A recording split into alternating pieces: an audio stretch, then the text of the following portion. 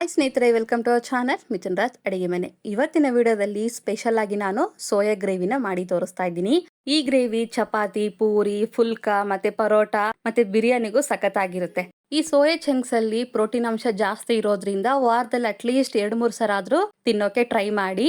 100 gram soya chunks ಅಲ್ಲಿ ಸರಿ ಸುಮಾರಾಗಿ 50 ಗ್ರಾಮ್ ಅಷ್ಟು ಪ್ರೋಟೀನ್ ಅಂಶ ಇರುತ್ತೆ. ಯಾರೆಲ್ಲ ಚಿಕನ್ ಮಟನ್ ತಿನ್ನಲ್ಲ ಅನ್ನೋರಿಗೆ ಒಂದ್ಸರಿ ಈ ವಿಧಾನದಲ್ಲಿ ಸೋಯಾ ಗ್ರೇವಿನ ಮಾಡ್ಕೊಡಿ, ತುಂಬಾ ಇಷ್ಟಪಟ್ಟು ತಿಂತಾರೆ ಅಂಡ್ ಹೆಲ್ತಿ ಕೂಡ. ಮೊದಲನೇದಾಗಿ ನಾನು ಒಂದು ಕಡಾಯಿಯಲ್ಲಿ 2 ಕಪ್ಪಿನಷ್ಟು ನೀರು ಹಾಕ್ತಾ ಇದ್ದೀನಿ. ನೀರನ್ನ ಹಾಕೊಂಡು ಗ್ಯಾಸ್ ಅನ್ನ ಹೈ ಫ್ಲೇಮ್ ಅಲ್ಲಿ ಇಟ್ಕೊಂಡು ಮುಚ್ಚಳನ ಮುಚ್ಚಿ ನೀರನ್ನ ಚೆನ್ನಾಗಿ ಕುದಿಸ್ಕೋಬೇಕು. ಈ ರೀತಿ ಕುದಿತಾ ಇದೆ ಅನ್ನೋ ಟೈಮಲ್ಲಿ ಗ್ಯಾಸ್ ಅನ್ನ ಆಫ್ ಮಾಡ್ಕೊಂಡು ಯಾವ ಕಪ್ಪಲ್ಲಿ ನೀರು ತಗೊಂಡಿರ್ತೀವೋ ಅದೇ ಕಪ್ಪಿನಲ್ಲಿ 1 ಕಪ್ ಅಷ್ಟು ಸೋಯಾ ಚಂಕ್ಸ್ ನ ಹಾಕಿ 1-2 ನಿಮಿಷ ಈ ರೀತಿ ಕಲಿಸ್ಕೊಂಡ್ರೆ ಸೋಯಾ ಚಂಕ್ಸ್ ಸೈಜ್ ಡಬಲ್ ಆಗುತ್ತೆ.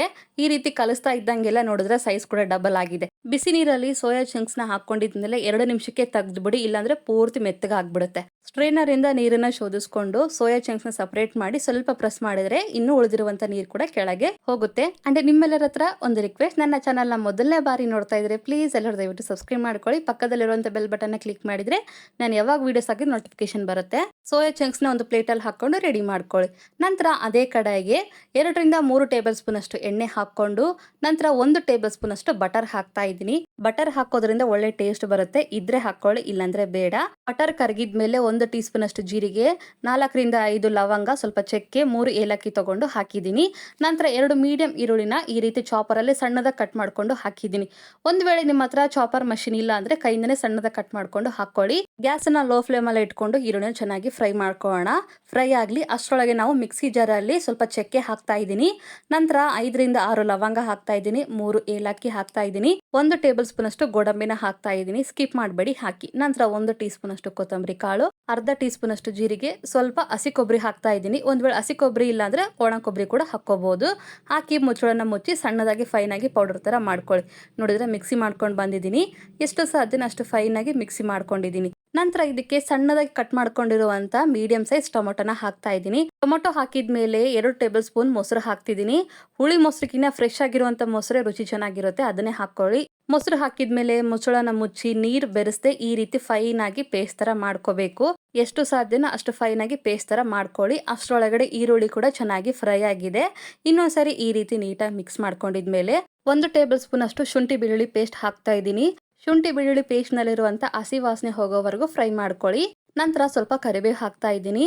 2 ಹಸಿಮೆಣಸಿನಕಾಯಿನ ಈ ರೀತಿ ಉದ್ದಾಗಿ ಕಟ್ ಮಾಡ್ಕೊಂಡು ಹಾಕಿದ್ದೀನಿ. ಹಾಕ್ಬಿಟ್ಟು ಗ್ಯಾಸ್ ಅನ್ನ ಮೀಡಿಯಂ ಫ್ಲೇಮ್ ಅಲ್ಲೇ ಇಟ್ಕೊಂಡು ನೀಟಾಗಿ ಮಿಕ್ಸ್ ಮಾಡ್ಕೊಳ್ಳಿ. ನಂತರ ಇದಕ್ಕೆ 1/4 ಟೀ ಸ್ಪೂನ್ ಅಷ್ಟು ಅರಿಶಿನ ಪುಡಿ ಹಾಕ್ತಾ ಇದ್ದೀನಿ. ಖಾರಕ್ಕೆ ತಕ್ಕಂಗೆ ಖಾರದ ಪುಡಿ ಹಾಕೊಳ್ಳಿ. 1.5 ಟೀ ಸ್ಪೂನ್ ಅಷ್ಟು ಖಾರದ ಪುಡಿ ಹಾಕೊಂಡಿದ್ದೀನಿ. ರುಚಿಗೆ ತಕ್ಕಷ್ಟು ಉಪ್ಪನ್ನ ಹಾಕೊಂಡಿದ್ಮೇಲೆ ಗ್ಯಾಸ್ ಅನ್ನ ಲೋ ಫ್ಲೇಮ್ ಅಲ್ಲಿ ಇಟ್ಕೊಂಡು ನೀಟಾಗಿ ಕಲಿಸ್ಕೊಂಡು ಮಸಾಲೆಗಳಲ್ಲಿರುವಂತ ಹಸಿ ವಾಸನೆ ಹೋಗೋವರೆಗೂ ಫ್ರೈ ಮಾಡ್ಕೋಬೇಕು. ಸ್ವಲ್ಪ ಎಣ್ಣೆ ಬಿಡಬೇಕು ಸೈಡ್ ಅಲ್ಲೆಲ್ಲ, ಅಲ್ಲಿವರೆಗೂ ಬೇಯಿಸ್ಕೊಳ್ಳಿ. ಈ ರೀತಿ ಎಣ್ಣೆ ರಿಲೀಸ್ ಆಗ್ತಾ ಇದೆ ಅನ್ನೋ ಟೈಮಲ್ಲಿ ಮಿಕ್ಸಿ ಮಾಡಿರುವಂತ ಟೊಮೊಟೊ ಪೇಸ್ಟ್ ಅನ್ನ ಕೂಡ ಹಾಕ್ತಾ ಇದ್ದೀನಿ. ಗ್ಯಾಸ್ ಅನ್ನ ಲೋ ಫ್ಲೇಮ್ ಅಲ್ಲೇ ಇಟ್ಕೊಂಡು ಮಾಡ್ಕೊಳ್ಳಿ, ಇಲ್ಲಾಂದ್ರೆ ಒತ್ತೋಗ್ಬಿಡುತ್ತೆ. ಮಿಕ್ಸಿ ಮಾಡಿರುವಂತ ಪೇಸ್ಟ್ ಅನ್ನ ಹಾಕೊಂಡಿದ್ಮೇಲೆ ಗ್ಯಾಸ್ ಅನ್ನ ಲೋ ಫ್ಲೇಮ್ ಅಲ್ಲ ಇಟ್ಕೊಂಡು ನೀಟಾಗಿ ಮಿಕ್ಸ್ ಮಾಡ್ಕೋಬೇಕು. ಈ ರೀತಿ ಮಿಕ್ಸ್ ಮಾಡ್ಕೊಂಡಿದ್ಮೇಲೆ ಮುಚ್ಚಳನ ಮುಚ್ಚಿ ಗ್ರೇವಿ ಮೇಲೆ ಎಣ್ಣೆ ತೇಲೋವರೆಗೂ ಬೇಯಿಸ್ಕೋಬೇಕು. ಇವಾಗ ಮುಚ್ಚಳನ ಮುಚ್ತಾ ಇದ್ದೀನಿ. 2 ನಿಮಿಷ ಆದ್ಮೇಲೆ ತೋರಿಸ್ತಾ ಇದ್ದೀನಿ ನೋಡಿ, ಓಪನ್ ಮಾಡಿ.